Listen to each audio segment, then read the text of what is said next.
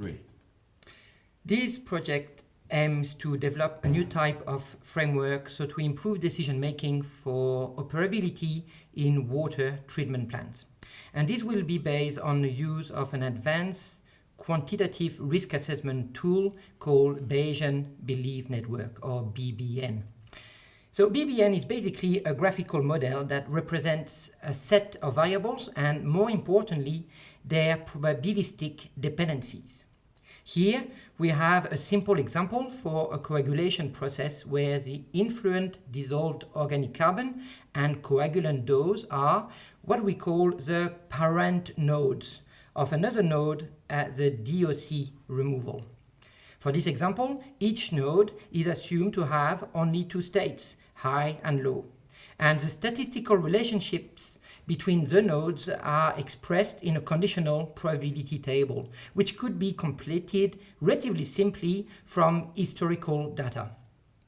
So this concept was then implemented in a real environment, and a BBN was developed to estimate the possible causes and corresponding recommendations when high turbidity reading was recorded after the filtration process of a water treatment plant.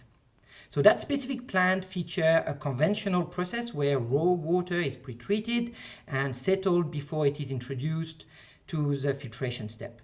We have here two trains of filters operating alternatively.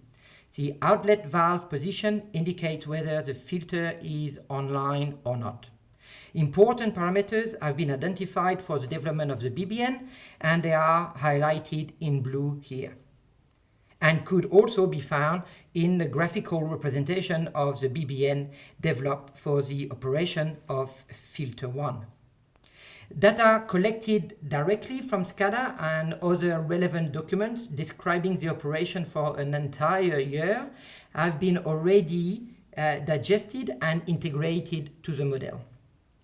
So here we've got our main nodes: the filter head loss, the filter runtime, the outlet valve position node that indicates whether the filter is offline, so that's when the position is lower than 9%, or when the valve is online. The online turbidity readings of the filter outlet, obviously, and this node, quite importantly, has three states with breakpoints of high alarm value of 0.14 NTU and high alarm value of 0.20 NTU. We've got also the persistent time node that describes how long the turbidity readings remain above the high alarm.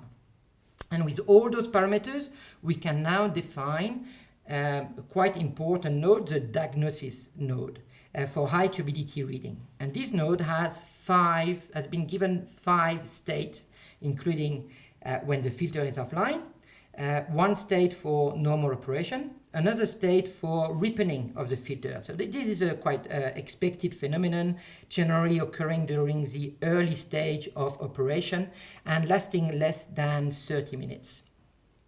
We've got also a state for high turbidity reading, and that is expected during the breakthrough at the end of the filtration cycle. And we've got the last state, which represent other events. So if the turbidity readings do not fall in any of those above options, then we consider other causes, such as turbidity meter failure, variation in influent flow rate or quality, or variation in coagulation doses. And then we've got the final node that describes the recommended actions in response to high turbidity readings.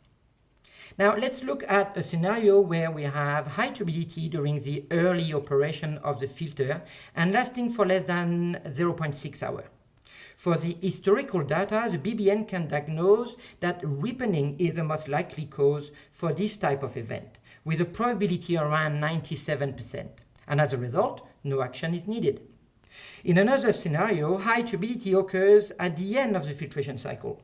We can define that breakthrough is the most likely cause for this event, and recommended action is naturally to backwash the filter. And the last scenario for the road. Here we have high turbidity occurring in the middle of the filtration cycle and persisting for more than 0.6 hours. In that case, other causes are expected, and it will be recommended to go through the verification checklist to identify the specific cause and related action. Unfortunately, for the development of this current model, there was no specific evidence for any of those other events within the data available for this plant in the year that we studied. But still, we have it. A quantitative statistical model to be used by plant operators for identifying and confirming possible causes and corresponding actions for a wide range of scenarios. This model could also be a powerful training tool for students and water professionals. Obviously, further development of the model is possible through, for example, the use of more detailed data describing other high turbidity events. And at the end, we believe that BBNs present great opportunity to improve decision making in real water treatment plants.